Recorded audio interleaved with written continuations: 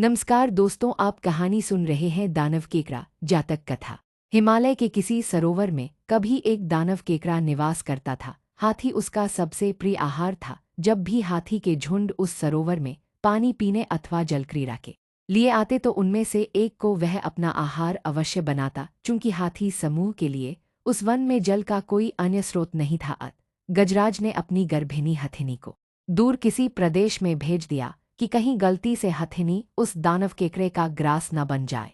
कुछ ही महीनों के बाद हथिनी ने एक सुंदर और बलिष्ठ हाथी को जन्म दिया। जब वह बड़ा हुआ तो उसने अपने पिता का ठिकाना पूछा और ये भी जानना चाहा कि आखिर उसे इतने दिनों तक पिता का वियोग क्यों मिला था। जब उसने सारी बातें जान लीं तो वह माता की आज्ञा लेकर अपने पिता से मिलने हिमालय के उसी वन में आ पहुंचा। फिर उसने पिता को प्रणाम कर अपना परिचय देते हुए उस दानव केकड़े को मारने की इच्छा व्यक्त की और इस महान कार्य के लिए पिता की आज्ञा और आशीर्वचन मांगे। पिता ने पहले तो उसकी याचना ठुकरा दी, किंतु बार बार अनुरोध से उसने अपने पुत्र को पराक्रम दिखाने का अवसर दे ही दिया। कहानी चैनल पर आपका स्वागत है। कहानी बहुत ही रोचक है। कहानी सुनने से पहले आप चैनल को सब्सक्राइब कर लें। कहानी पसंद आने पर वीडियो को लाइक एवं शेयर जरूर करें, आपका यह सहयोग अमूल्य है। कहानी आगे।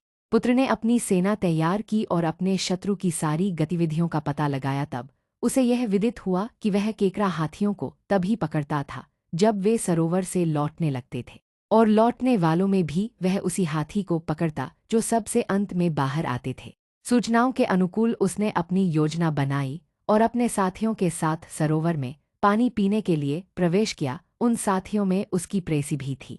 जब सारे हाथी सरोवर से बाहर निकलने लगे तो वह जानबूझकर सबसे पीछे रह गया। तभी केकड़े ने उचित अवसर पर उसके पिछले पैर को इस प्रकार पकड़ा जैसे एक लोहार लोहे के एक पिंड को अपने चिमटे से पकड़ता है। हाथी ने जब अपना पैर खींचना चाहा तो वह टस से मस भी न हो सका। घबरा कर हाथी ने चिंघाड़ना शुरू किया, जिसे सुनकर हाथियों में भगदड़ मच गई। वे उसकी मदद को न आकर इधर-उधर भाग खड़े हुए। हाथी ने अपनी प्रेसी को पुकारा और उससे सहायता मांगी। प्रेसी हाथी को सच्चे दिल से प्यार करती थी। तत्काल अपने प्रेमी को छुड़वाने के लिए उसके पास आई और केकड़े से कहा, तू है एक बहादुर केकड़ा, नहीं है तेरे जैसा कोई दूसरा।